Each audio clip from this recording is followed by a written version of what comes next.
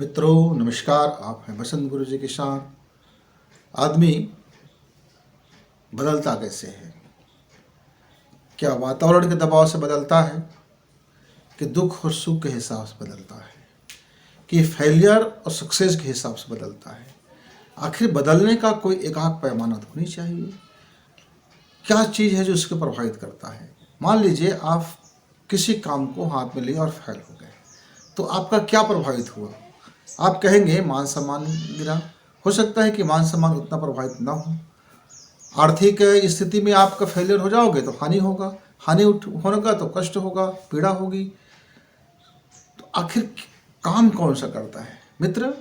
तो उसके पीछे एक ही काम करता है, वो है हमारी सोच।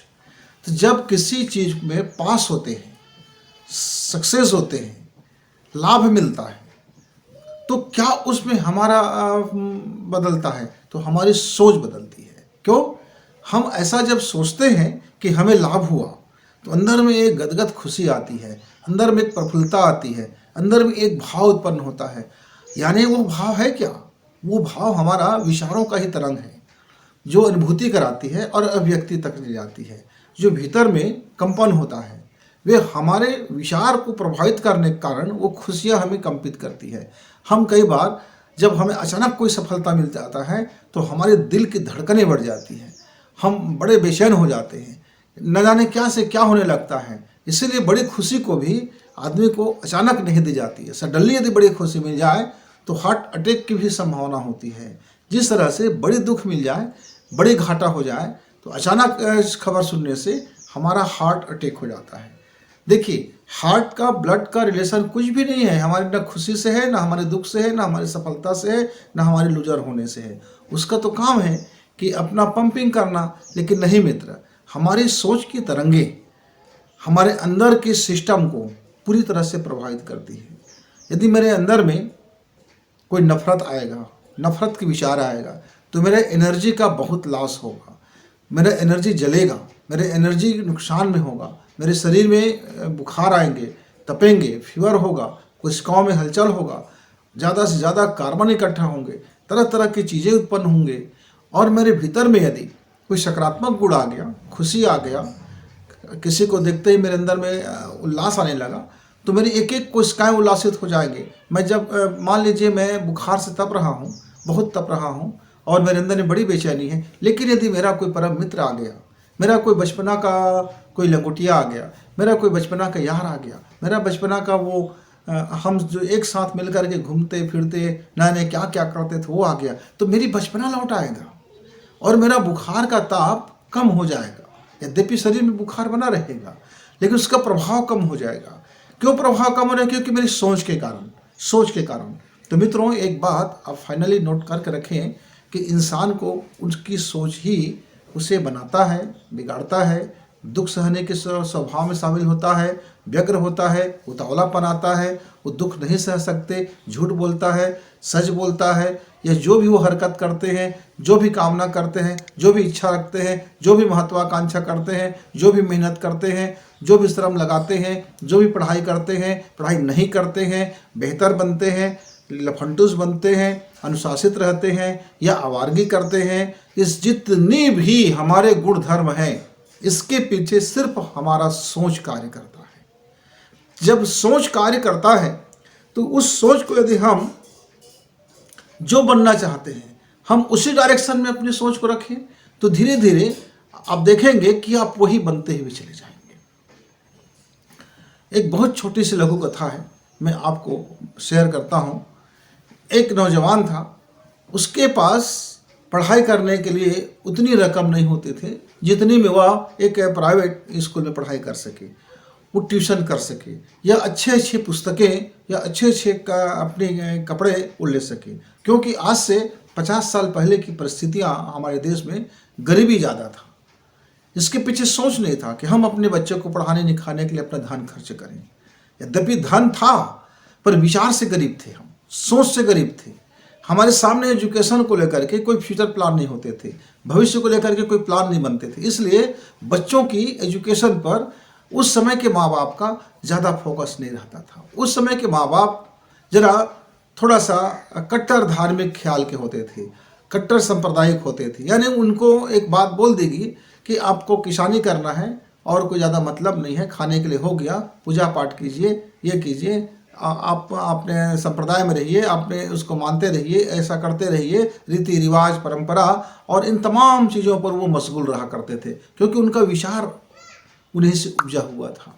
अब ये नौजवान जो था वो पढ़ना चाहता था। घर वाले को मना लिया। घर वाले ने कहा कि हम ज़्यादा खर्च नहीं उठा पाएंगे, क्योंकि पढ़ने के बाद आखिर में आपको वही मजदूरी करना है। कहा ठीक है, जो भी है, मैं अपना पार्ट टाइम कुछ ना कुछ कर लूँगा, या किसी से मैं देखता हूँ क्या कर सकता हूँ।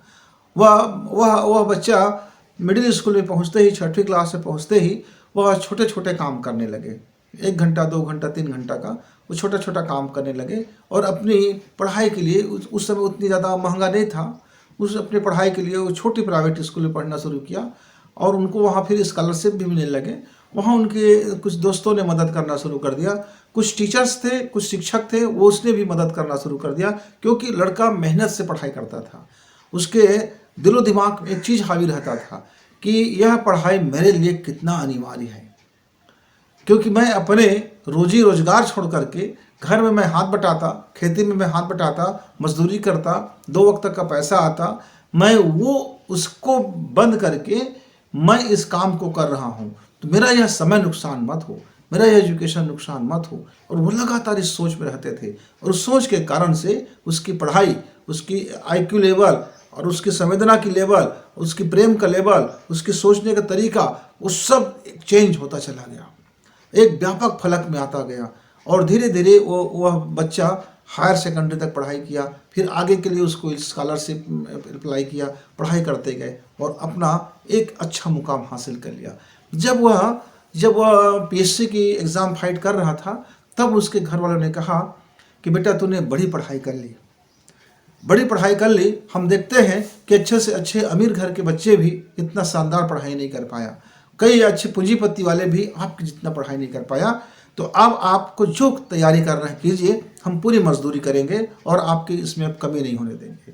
क्यों? क्योंकि तब तक घर वालों की बात समझ में आ गया था कि पैसा के कारण ही पढ़ाई नहीं होता, वो सोच के कारण होता है। पैसे के कारण आदमी गरीब नहीं बनता, उस सोच के कारण गरीब बनता है।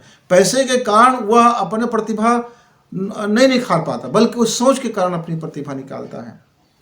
मित्र, फिर वह तैयारी किया और PSC में वो टॉप किया, कलेक्टर बना। वो सोच के कारण बना। अपने उस स्तर से अपने वह गरीबी को स्वीकार नहीं करते थे, बोलते थे ठीक है हम गरीब पैदा हुए हैं, पर आगे मैं गरीब नहीं रहूँगा।